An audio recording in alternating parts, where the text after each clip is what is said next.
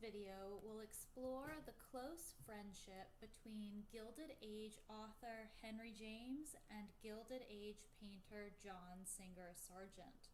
You can learn more about the Gilded Age in its playlist on this channel. Henry James, born in 1843, dying in 1916, a confidant of author Edith Wharton and a gifted novelist, was an expatriate American writer who settled in England and eventually became a British citizen. He is considered by many to be one of the great English literary writers. Among his best-known works are The Ambassadors and Portrait of a Lady. His control of the English language is masterful, and his plots can be quite modern, but he himself seemed to hold Victorian views on sexuality and love. James lived for a period in Paris, but hated it, and finally found his home in London. His home, Lamb House, is now open to the public. He was a big supporter of the young cosmopolitan painter John Singer Sargent, a decade his junior, who came to England after the Madame X scandal of 1884. The Library of America insists the two formed a friendship much later, but we know they met, and Sargent contemplated moving to England after James' invitations in 1882. According to the Library of America, Sargent and James became friends after James published an extensive appreciation of the artist's work in Harper's Magazine in 1887. He wrote, "In an altogether exceptional degree does he give us the sense that an intention and the art of carrying it out are for him one and the same thing." Sargent and James' common experiences as American expatriates and members of the artistic, cultural elite created a bond between the two men. This video will explore whether they were lovers as well. The 1884 Madame X scandal involved a portrait painted by Sargent of Madame Pierre Gautreau, whom Sargent painted in a small tiara with one dress strap falling down.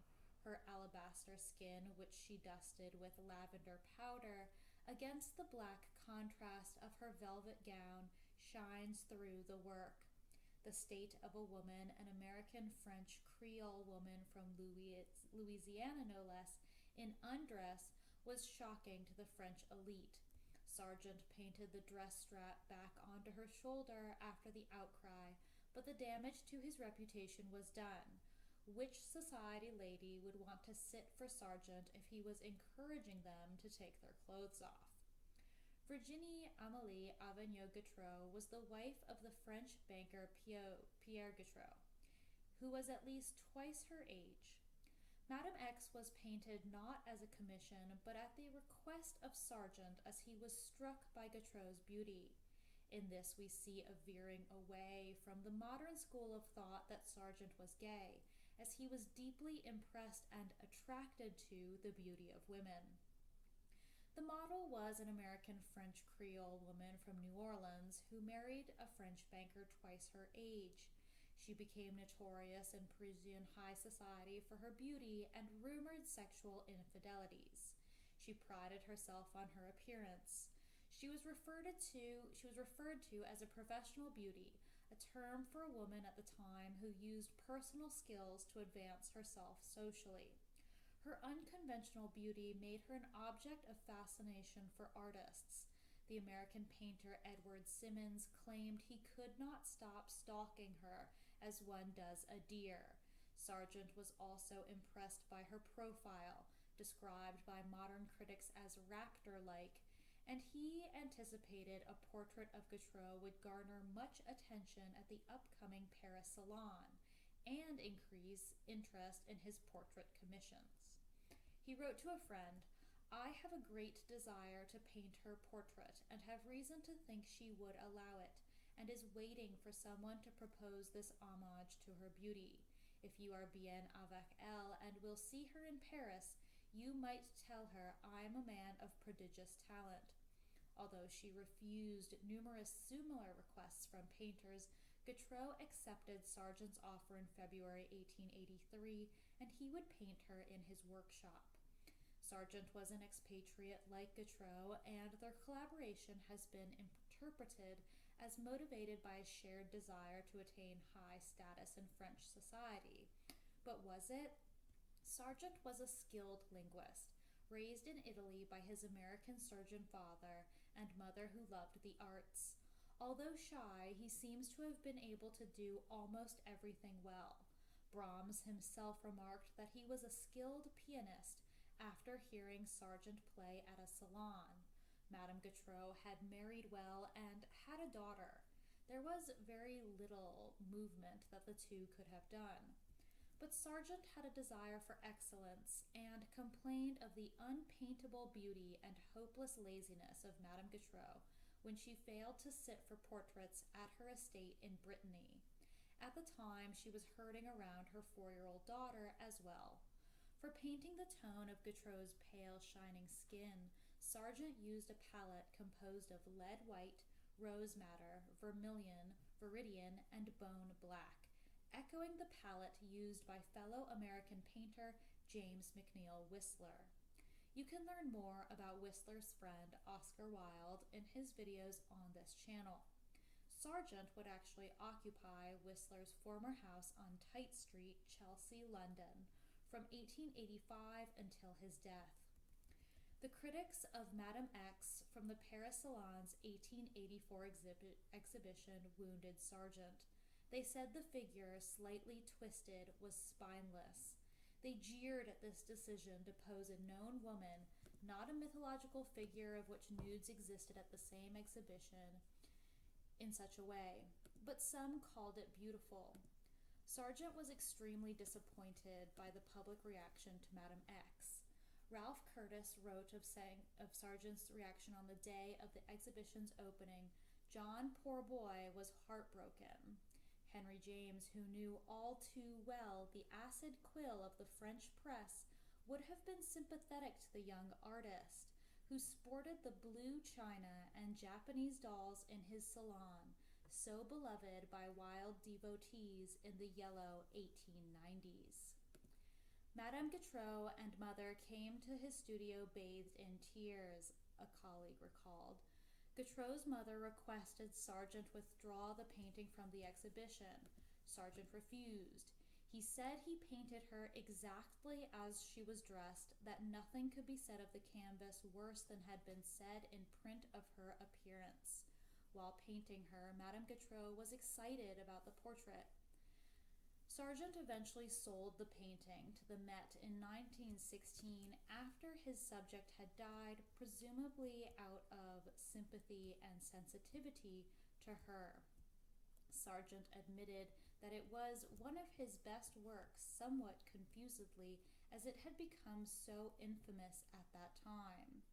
The attitude of Sargent in the 1880s and 1890s, standing by his work, would serve him well decades later in 1919, when the Bolshevik Zionist arm of the press attacked him for depicting a synagogue as a blindfolded woman hiding behind a triumphant Mother Church.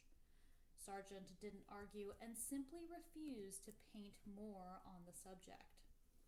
Sargent knew his French commissions would dry up, and so he relocated to London into the fold of Henry James's beloved male friends. Sargent communicated with the Royal Academy first, sending paintings for exhibition there. These included the portraits of Dr. Pazzi at Home of 1881, a flamboyant essay in red, and Sargent's first full-length portrait, as well as the more traditional Mrs. Henry White of 1883. In these two works, we see the gamut of Sargent's portfolio, from risky and brash to subdued and traditional. The ensuing portrait commissions encouraged Sargent to complete his move to London, where he settled in the artistic community of Chelsea. Notwithstanding the Madame X scandal, he had considered moving to London before, and had been urged to do so by Henry James. Initially, the British press dragged Sargent. They said his work was hard, metallic, and the way he mixed his paints was too French. But James pushed back, admitting he gave his young friend a push to the best of my ability. Sargent's first success at the Royal Academy of Arts came in 1887 with the enthusiastic response to Carnation, Lily, Lily, Rose, a large piece of two young girls lighting lanterns in an English garden in Broadway in the Cotswolds. The painting was immediately purchased by the Tate Gallery, which still owns Sargent's work. Sargent was learning how to mold characters to their surroundings and dipping some Impressionism in as well. The title of the piece is also a song of the time and relays Sargent's love for music, which was well known among his friends. His first trip to New York and Boston as a professional artist in 1887 and 1888 produced over 20 important commissions, including portraits of Isabella Stewart Gardner, the famed Boston art patron who would later establish a museum for her collection. In Boston, Sargent was honored with his first solo exhibition, which presented 22 of his paintings. His native country, America, was proud to have him back, and still James published positive press. Is Sargent the most literary of painters? His paintings cover book covers the world over. His art parallels that of Henry James, the most painterly of writers, a close friend and sometimes neighbor who praised Sargent in his critical work. Both men lived close to Oscar Wilde and would have been highly aware of his trial. James and Sargent are transitory figures, straddling the Victorian era through the Gilded Age to the modern. Sargent himself served in World War I, where he asked his commanding general if they really fought on Sundays. From 1877 until 1887, the first decade of his brilliant career, Sargent exhibited 35 paintings in Paris, New York, or London, the three centers of the art world. He presented, according to Henry James, the slightly uncanny spectacle of a talent which on the very threshold of its career has nothing more to learn. A young American woman, a mix of bravado and tense reticence, whose likeness Sargent submitted as his first entry to the Paris Salon of 1877, could have sat for James as well. His Daisy Miller was published that same year, and so these two men were feeding from the same sources for their work at the same time. It was as if painting were pure tact of vision. James wrote of Sargent, a simple manner of feeling, but it was not. James must have known very well how hard Sargent worked to achieve the effect of genius ease. In 1881 and 1882, Sargent painted Venetian girls. James studied these paintings and then wrote The Princess Casamassima 3 years later. Even today, the cover art of this book is Sargent's. The conflict between the surface and the heart play in both men's work. Sargent caught men, women, and children in the rigid opulence of their lives and could reveal their emotional turmoil. His urgent sense of story gives his paintings their tension and stature, and their huge size helps. Like James, Sargent tells us everything about his subjects, only to compound their essential mystery. How much can you really know someone?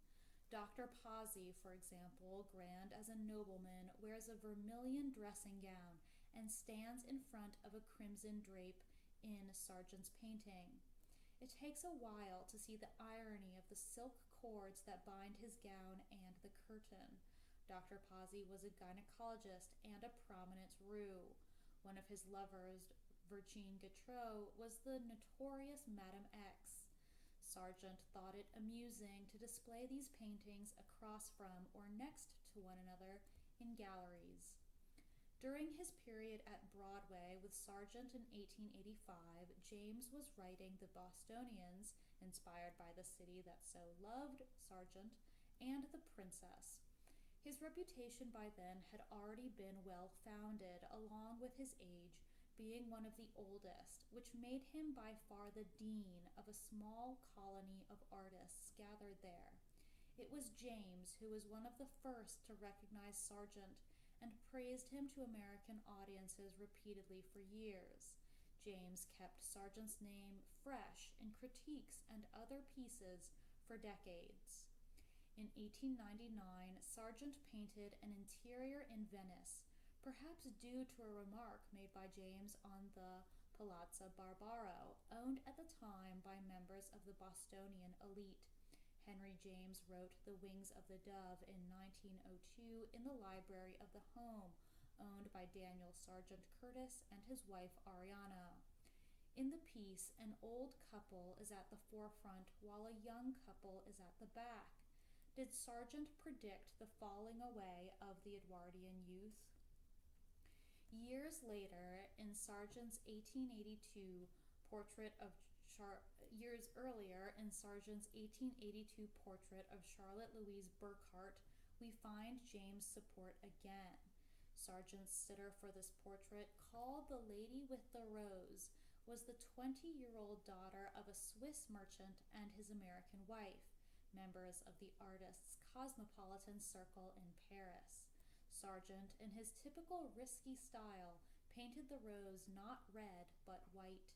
The monochromatic palette, shallow space, and emphasis on the figure's silhouette pay tribute to the Spanish master Diego Velázquez, whose work Sargent's Parisian teacher, Carolus Duran, encouraged him to study. Sargent exhibited the portrait to great acclaim at the Paris Salon of 1882. In the words of the novelist Henry James, it offered the slightly uncanny spectacle of a talent which on the very threshold of its career has nothing more to learn.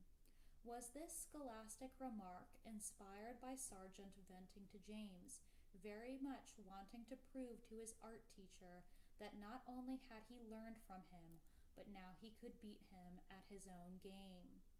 The Lady with a Rose, the beautiful young woman regarding a flower with a mocking smile, is Charlotte Louise Burkhart, rumored even by James to have been Sargent's fiancée. We know she and Sargent were at least close friends. She was 6 years his junior. She, like Sargent, was strung between two countries, Switzerland and the United States, in her heritage. But she married somebody else in September 1889 in England when she was 27 years old. She married the fruit importer, the so-called Banana King, Roger Ackerley, father of the writer J.R. Ackerley. She died after 2 years of marriage of tuberculosis. Sargent insisted on displaying her painting at various exhibitions throughout his life. BBC writer J.R. Ackerley's memoir, My Father and Myself, begins, I was born in 1896 and my parents were married in 1919. His mother was a French actress and Ackerley's second wife.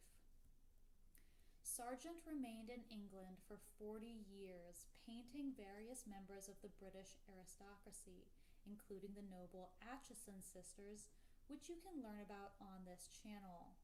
In the 2010 publication of Henry James's letters to 4 young men, titled Dearly Beloved Friends, we have to wonder whether Sargent's letters would be present if not for the movements of his estate and the destruction of the letters by his sisters. The kind and gentler master, that was how Henry James was known. For many years, the seeming austerity of his private life stood out in stark contrast to the Baroque richness of his prose. James never married. He never courted. He conducted no love affairs that have attained literary renown or notoriety. He was a confirmed bachelor, apparently happy with the fact, and compensating for lack of conjugal communion with his many friends, acquaintances, and admirers. Interest in James's love life, or lack thereof, intensified in the 1960s, when the private lives of many authors, both living and dead, became open to psychological speculation as keys in the meanings of poems and novels. What accounted for Henry James's sterile, erotic life? Did his natural Puritan inclinations prohibit him from such? Was he such a Victorian as to shun all physical intimacy? Had he received an injury from a pump handle during a house fire that rendered him incapable? Or was his true sexual preference considered shameful in his own time, influenced by the Oscar Wilde trial, that he had no choice but to keep it guarded?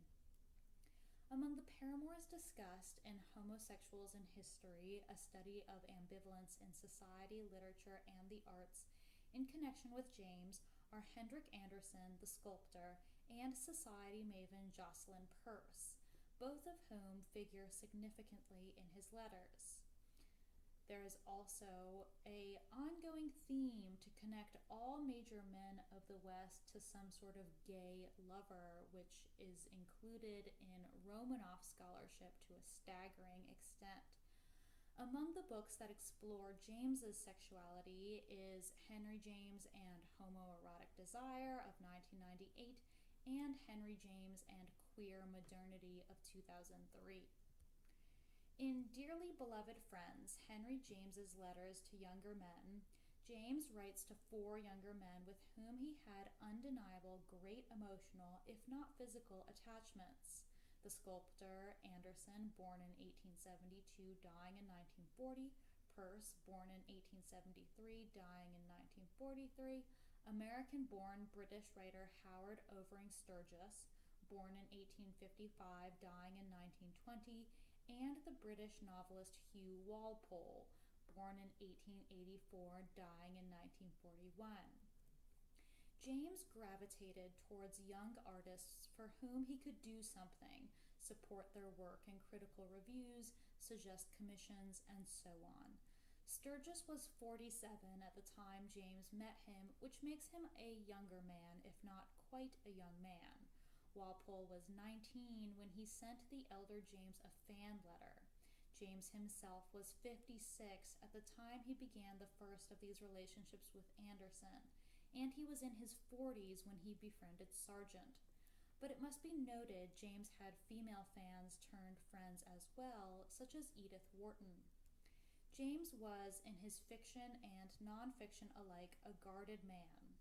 With the sculptor Andersen, we do see what a physical man James could be, and how much he seemed to crave physical contact in that relationship, a thing from which he was apparently deprived all his preceding years.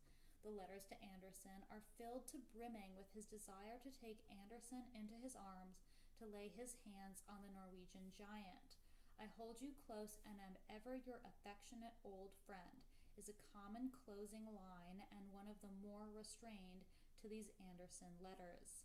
We also get a great sense of James's disappointment in Andersen's artistic sensibilities, perhaps comparing him to the immensely sensible Sargent.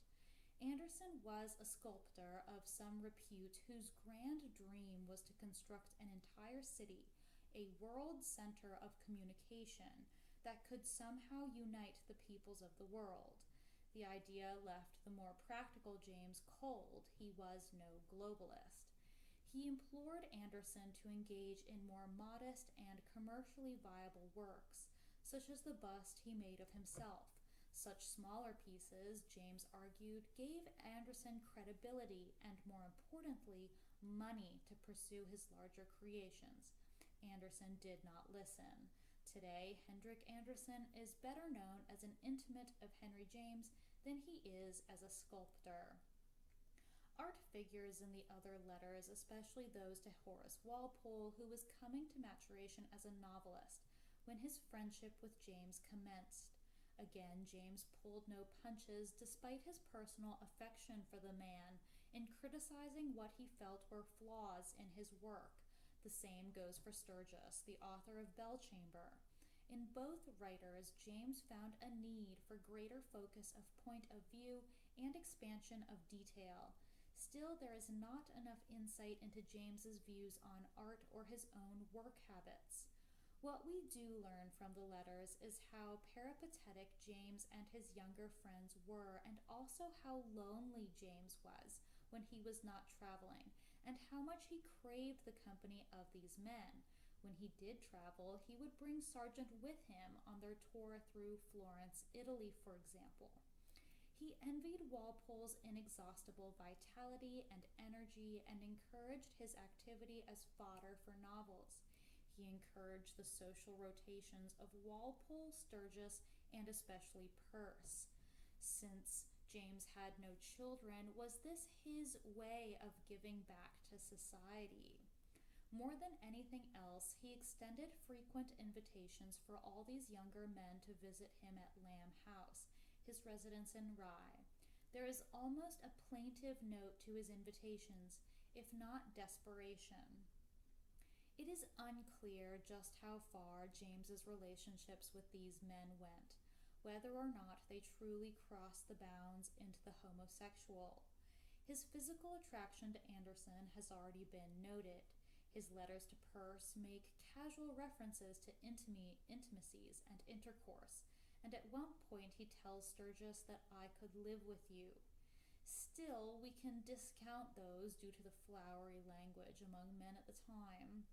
Walpole apparently made an advance upon James, but was rebuked. I can't, he said as he turned from him. The letters make no mention of this aborted seduction. While he may have been homoerotically oriented, his greatest love remained his work. Relations with others, no matter how genuinely rooted, provided material for the engine of creativity. And the greatest pleasure one takes from reading his letters is always his unfailing mastery of English, his complete control of the language. Uncanny spectacle in contrast, Sargent's self-portrait leaves his mystery intact while it reveals as much of him as we are ever likely to know. By 1916, Henry James was dead, and Sargent was exhausted from being typecast as the portrait painter to the elites.